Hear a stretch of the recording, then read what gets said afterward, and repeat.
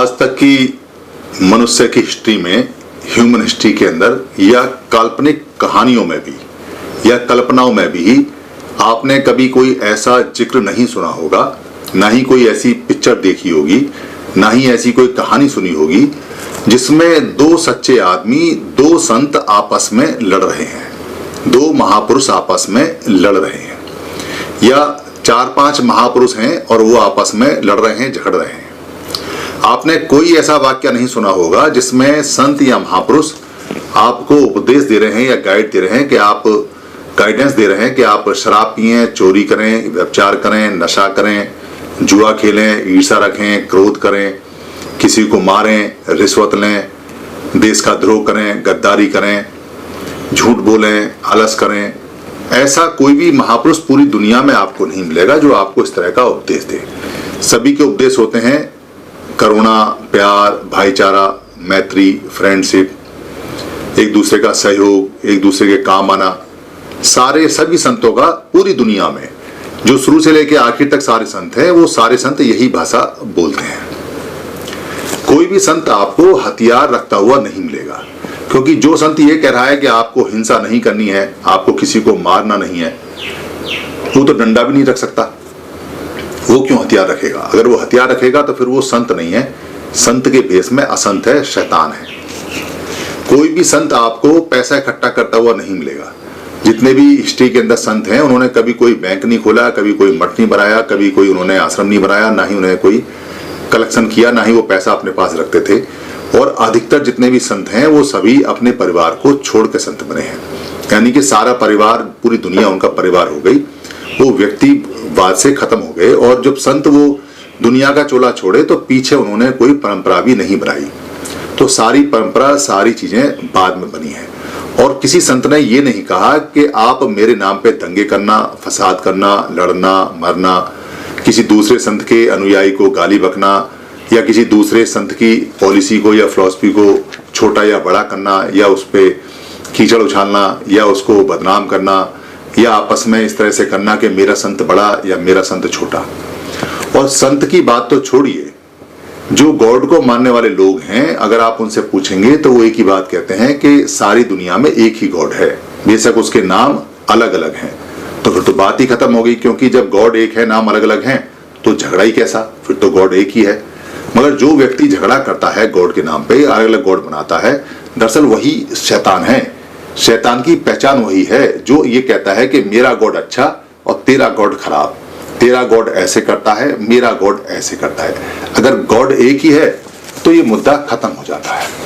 ये बात मैं आपको इसलिए बता रहा हूं क्योंकि इधर जो अयोध्या है, जिसको अयोध्या बोलते हैं, वहां पे अयोध्या के अंदर जो खुदाई हुई है उसमें कुछ पत्थर मिले हैं। उन पत्थरों पे अशोक के समय के बनवाए हुए शिलाएं, यानी पत्थर की जो बड़ी बड़ी पट्टियां हैं और जो चिन्ह हैं वो मिले हैं, जिसपे भगवान बुद्ध के चित्र छपे हुए हैं और उनकी सारी मुद्राएं उसमें अंकित हैं और वो चिन्ह भी अंकित हैं जो उनसे संबंधित हैं। तो बहुत सारे लोगों का मेरे पास फोन आया कि आप बुद्ध की इतनी बातें बताते हैं तो इस पे आप क्यों नहीं वीडियो बना रहे हैं। दरअसल वो चाहते हैं कि मैं जो ये अयोध्या के अंदर जो घटनाक्रम हो रहा है उसमें मैं इन्वॉल्व हो जाऊं और उसमें बात करूं। मेरा मत थोड़ा सा अलग है, आप इसको जान लीजिए, क्योंकि मैं शब्दों का और पाली के बारे में बताता हूं तो पाली की जानकारी मैं आपको थोड़ी सी दे रहा हूं।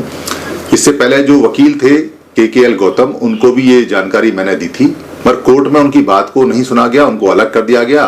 वो बात वहां नहीं चली, वो अलग बात है।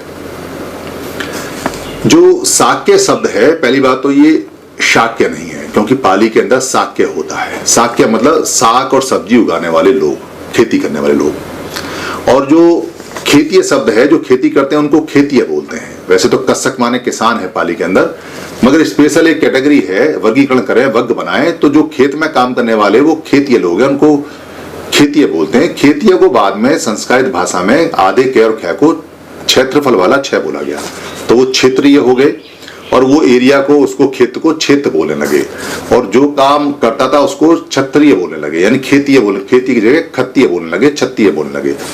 तो बहुत सारे लोग कहते हैं कि सिद्धार्थ गौतम जो है वो क्षत्रिय हैं। बेसिकली वो क्षत्रिय नहीं है, वो खेतियां हैं। 11 साल की उम्र में उन्होंने अपने खेत में काम करने का जिक्र है जो कई किताबों में है और जिसमें उन्होंने ध्यान भी लगाया। उनके पास धान के सबसे ज्यादा खेत थे, इसलिए उनके पास धान सबसे ज्यादा आता था और सबसे बड़ी वो खेती करते थे। खेत का मतलब है कि जो जितना पत्थर हटा के जमीन को तैयार कर ले वो खेत उसका, कोई लिखत पढ़त और कागज तो होता नहीं था। ये परंपरा भारत की रही है। वो जो साक्य लोग हैं, जहां साक्यों के खेत होते हैं उसको बोलते हैं साक्य खेत, और साक्य खेत से ही साखेत बना और साखेत से साकेत हो गया। यानी साक्यों के खेत, साखेत और साकेत। यानी साकेत जो जगह जहां भी आपको मिलेगी, साकेत बहुत सारे हो सकते हैं, साकेत जो जगह मिलेगी वो वहीं मिलेगी जहां साक्य लोगों के खेत हैं। ये बिल्कुल शब्दावली से स्पष्ट हो जाता है। तो अयोध्या क्या है? ए और योद्धा, पाली के अंदर योद्धा का मतलब होता है युद्ध, और अयोध्या का मतलब है कि जहां युद्ध के बिना, यानी कि युद्ध के बिना जहां युद्ध ना होता हो, तो उस जगह को अयोध्या बोलते हैं। एक शब्द आता है बाबेरू, बाबेरियन से ये बना हुआ शब्द है, बेबीलोनिया से। ये बाबेरू जो शब्द है, दरअसल ये वो लोग थे जो बेबीलोनिया जाया करते थे व्यापार करने के लिए, और बनारस से जाते थे और वहां से व्यापार करके आते थे। इन लोगों के पास बहुत पैसा होता था, इनको बाबेरू लोग बोलते थे। संभवतः इन्होंने जातक नंबर 331 भी है इनके बारे में, और जो बाबरी बुद्ध विहार बोला जाता है वो बाबेरू बुद्ध विहार हो सकता है, क्योंकि बनारस का वहां से ज्यादा दूर नहीं है, और हो सकता है कोई व्यापारी का लगाव रहा हो और उसने वहां पर वो पैसा लगा के बनाया हो, क्योंकि उस समय इतना बड़ा विहार बनाने के लिए या इतनी बड़ी रचना बनाने के लिए बहुत ज्यादा पैसे की आवश्यकता पड़ती है, क्योंकि खुदाइयां बहुत धीरे धीरे होती थी, लेबर का सारा काम था, फिर उस पर जो अंकन होता था, टंकन होता था, जो वहां ग्रेविंग होती थी जिसको खुदाई बोलते हैं, उसमें बहुत ज्यादा टाइम और पैसा लगता था। एक एक चीज बहुत बारीक बनाई जाती थी और ध्यान से बनाई जाती थी, तो इसलिए पत्थर बोलते हैं क्योंकि पत्थरों पर लिखा हुआ बोलता है। ये जो बाबेरू शब्द है, इसी को शायद जो बाबरी करके बुद्ध विहार बोला या बाबरी विहार करके बोला, ऐसा हो सकता है। ये भी कथा है कि साकेत से एक व्यक्ति जो बाबरी नाम का था, वो भगवान बुद्ध के पास गया, वहां उसने दीक्षा ली, वहां से वो सीखा, फिर अपने शिष्यों के साथ में यहाँ आया और उसने यहाँ आके धर्म को सिखाना शुरू किया।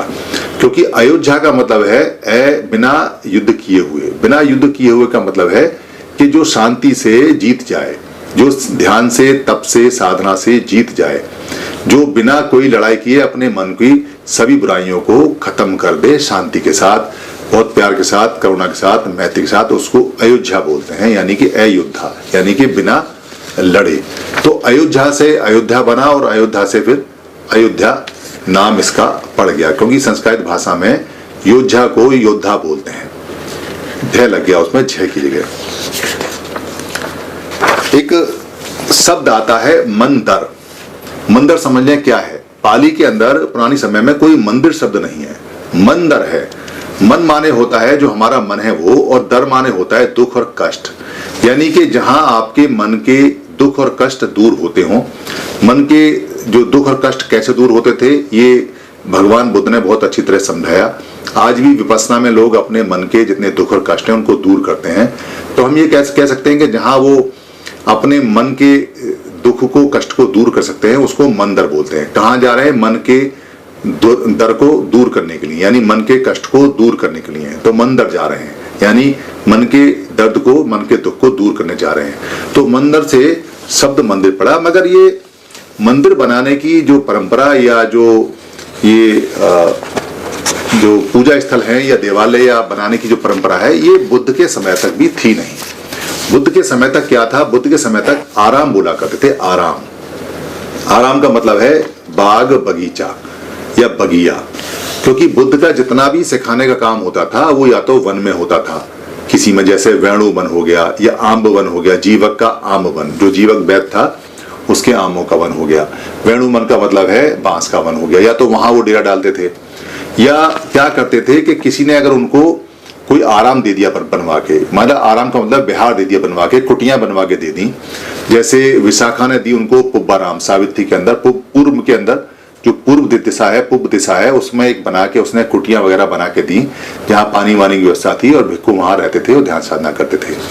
और जैसे जैत का जो कुमार था, जैत कुमार जिसको बोलते थे, उसका जो वन था वो अनाथ पिंडक ने खरीदा तो उसको जैतवन आराम बोलते थे। ऐसे ही आज की डेट में संघार आराम होता है जहाँ संघ आराम करता है, संघाराम है। आराम जिसका लगा देंगे इसका मतलब वहां भिक्खु आराम करता है और वहां साधना करता है। विहार का मतलब क्या है? विहार का मतलब होता है निवास करना और रहना। यानी अगर हम ये कहते हैं बौद्ध विहार, इसका मतलब है कि बौद्ध शब्द तो बाद में आया है। अगर हम ये कहें भिक्खु विहार है तो भिक्खु विहार का मतलब है जहां भिक्खु निवास करता है, रहता है। विहार माने निवास करना होता है, विहरती माने रहना होता है। तो ये विहार वहां से पड़ा है। भगवान बुद्ध के बाद में इतने सारे वहां पे विहार बने उस जगह में, मगध और आसपास में, उसका नाम ही बिहार पड़ गया मगध से। अब उसको जो बिहार कहते हैं वो इसलिए कहते हैं क्योंकि वहां पे बहुत ज्यादा विहार बन गए थे, इसलिए बिहार बोलते हैं उसको। तो ये शब्द जो बताते हैं, ये शब्द चूंकि पुराने शब्द हैं और ये एक एक कड़ी आराम से खोलते हैं।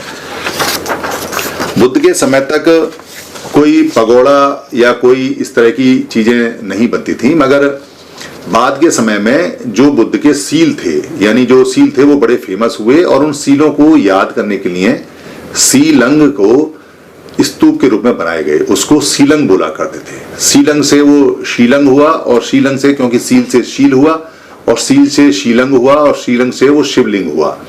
इसका लिंग से कोई मतलब नहीं है जो आदमी का लिंग है, क्योंकि पाली के अंदर जो लिंग है, लिंग का मतलब होता है चिन्ह या जो निशान होता है, उसको लिंग बोलते हैं। यानी कि एक निशान बनाया गया जो शीलों का था, जिसमें सील थे। इसलिए जितने भी स्तंभ हैं उनमें आपको भगवान बुद्ध का या तो कमल मिलेगा, या नागवंश का नाग जो बाद में सांप बना दिया गया वो मिलेगा, या आपको वहां पे भगवान बुद्ध का कोई चक्र मिलेगा या हाथ मिलेगा, या उनके धम्म चक्र मिलेगा, या उनका खुद का फोटो मिलेगा। ये जो रखा जाता है, जो आधार होता है, सीलंग का आधार होता है, इसको बोलते हैं पैया नेत्र। यानी कि जहां ये सील स्तंभ रखा जाता है उसके नीचे जो आप देखते हैं एक आंख बनी हुई होती है, उसको बोलते हैं पैया नेत्र। पैया नेत्र का मतलब है कि जो साधना विपස්සना करके और जो सील का पालन करके जब आपका ज्ञान बढ़ता है, समझ बढ़ती है, उसको पैया बोलते हैं, प्रज्ञा बोलते हैं।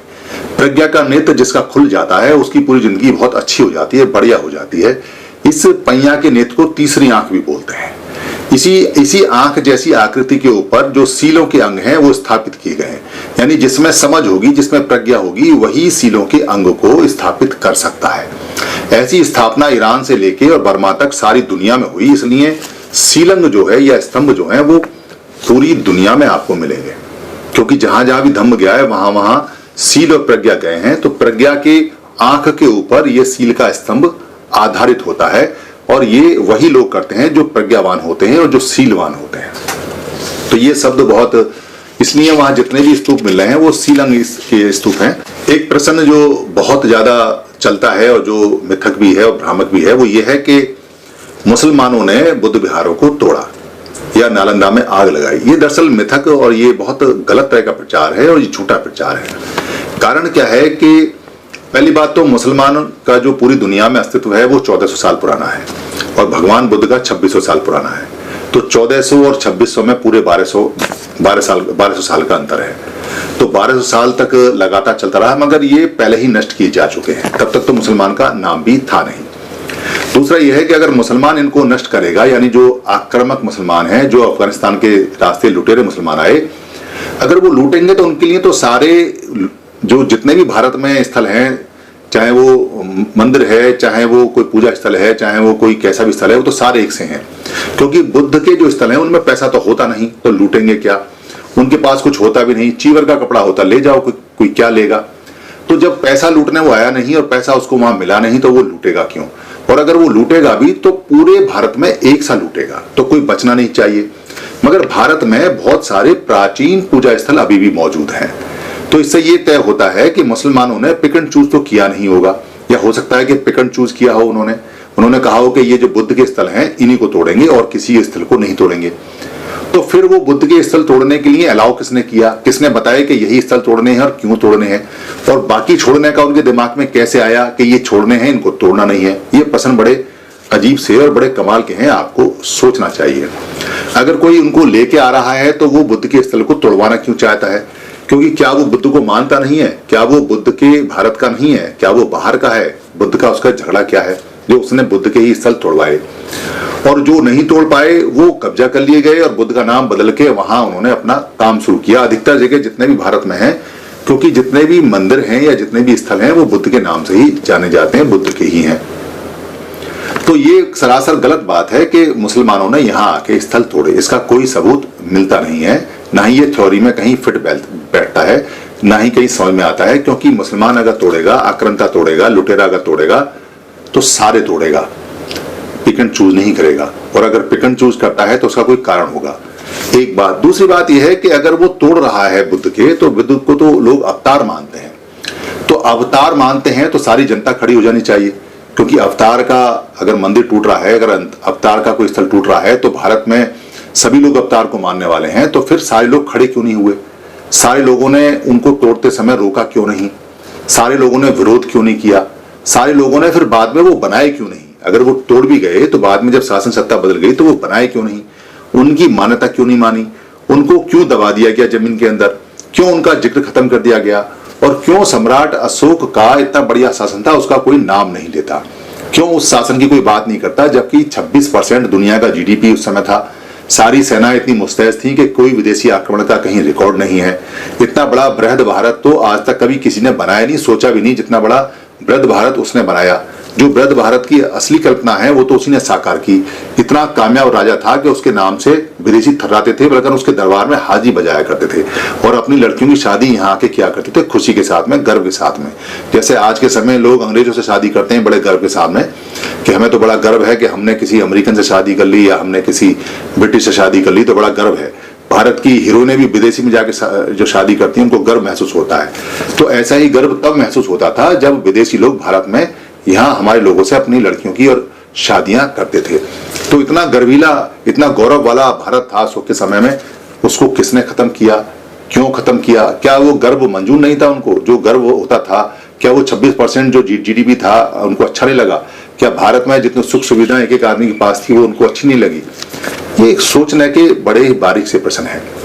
अब प्रश्न ये आता है कि अगर मान लो वहां आपने जो स्टैचू निकली हैं, जो वहां शिलाएं निकल रही हैं और जो वहां बुद्ध के अवशेष निकल रहे हैं, तो पूरी दुनिया ये जानती है कि ये बुद्ध के अवशेष हैं। बुद्ध की फिलॉसफी में खास बात है कि बुद्ध के जो लोग हैं वो जानते समय, समझते समय साइलेंट रहते हैं, और इतने भी साइलेंट नहीं है क्योंकि वो प्रज्ञावान होते हैं। वो जानते हैं कि एक मान्यता जिसको जख्मी किया गया है, एक मान्यता जिसको लूटा गया है, एक मान्यता जिसको तोड़ा फोड़ा गया है, एक मान्यता जिसको विलुप्त किया गया है, उसकी लाश पर अगर आप अपनी मान्यता बनाओगे तो वो कामयाब नहीं होगी। ये नेचुरल नियम है, ये नेचुरल लॉ है, ये प्रकृति का नियम है।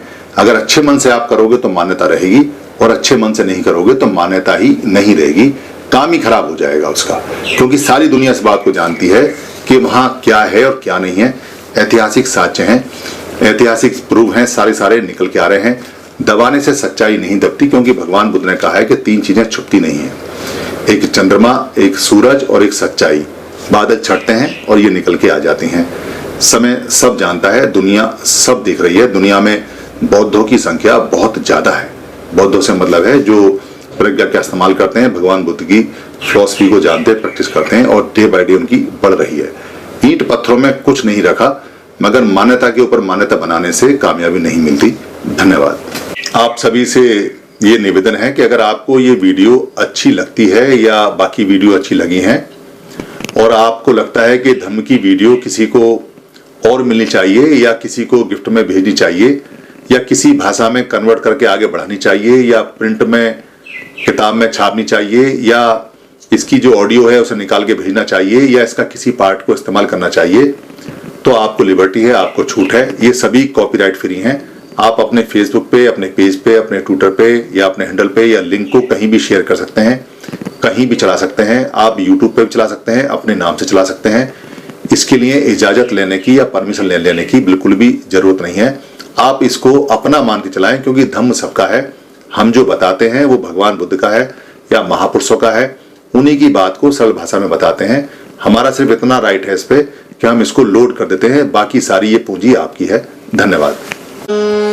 बुद्धं शरणं गच्छामि